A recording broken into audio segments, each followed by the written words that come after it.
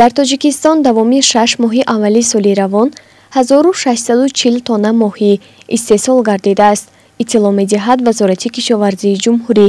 ба иттилои манбаъ, ҳаҷми моҳии сайдшуда дар Тоҷикистон таи 6 моҳ нисбат ба ҳамин давраи соли гузашта 495 тонна ё 43% зиёд мебошад.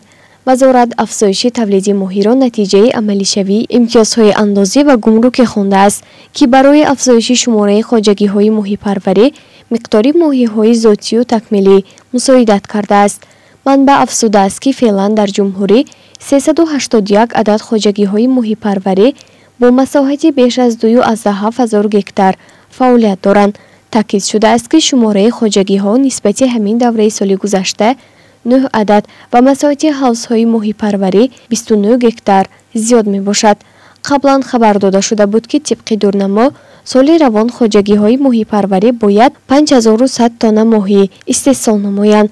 мувофиқи қарори ҳукумат дар бораи меъёрҳои тавсияи физиологии истеъмолии маҳсулоти асосии озуқаворӣ, ба ҳар сари аҳолии Тоҷикистон талаботи ҳар як сокини ҷумҳурӣ ба истеъмоли гӯшти моҳӣ 9 кило дар як сол мебошад.